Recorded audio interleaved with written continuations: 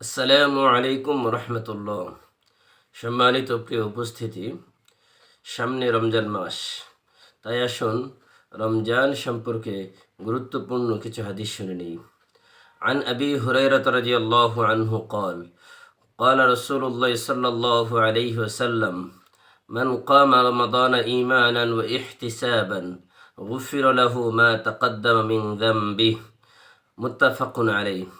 হযরত আবু হুরায়রা রাদিয়াল্লাহু তাআলা আনহু থেকে বর্ণিত, তিনি বলেন, রাসূল সাল্লাল্লাহু আলাইহি ওয়াসাল্লাম ইরশাদ করেছেন, যে ব্যক্তি আল্লাহ তাআলার প্রতি ঈমান এবং সওয়াবের আশাবাদী হয়ে রমজানের রাত জাগরণ করে, তার অতীত গুনাহসমূহ আল্লাহ তাআলা মাফ করে দেন।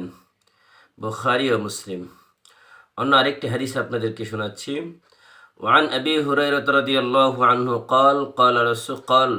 كان رسول الله صلى الله عليه وسلم يرغب في قيام رمضان। রসুল সাল্লাল্লাহু আলাইহি ওয়াসাল্লাম রমজানের রাতে কিয়াম করার জন্য তথা নামাজ আদায় করার জন্য উৎসাহ প্রদান করতেন। মিন গায়রি আইয়ামুরহুম ফিহি বিআযীমাতিন। রসুল সাল্লাল্লাহু আলাইহি ওয়াসাল্লাম তিনি তা ওয়াজিব হওয়ার নির্দেশ দেননি। তিনি বলেছেন, মান কামা রমাদান ঈমানান ওয়া ইহতিসাবান গুফিরা লাহু মা তাকাদ্দামা মিন যামবিহি। যে ব্যক্তি রমজানের রাতে ঈমানের সাথে সওয়াবের আশায় রাত্রি জাগরণ করবে, আল্লাহ তাআলা তার গুনাহসমূহ মাফ করে দিবেন। মুহতারাম সম্মানিত ভাইরা, অত্যন্ত গুরুত্বপূর্ণ একটি রাত, একটি মাস আমাদের সামনে আসতেছে। তাই আসুন রমজান মাসের জন্য নিজেকে প্রস্তুত করি।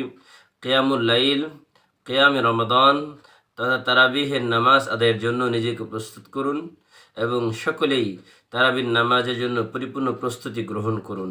আল্লাহ তাআলা আমাদের সকলকেই রমজান মাসের রাত্রিগুলোতে ইবাদতের মধ্যে কাটানোর তৌফিক দান করুন। আসসালামু আলাইকুম রহমতুল্লাহ।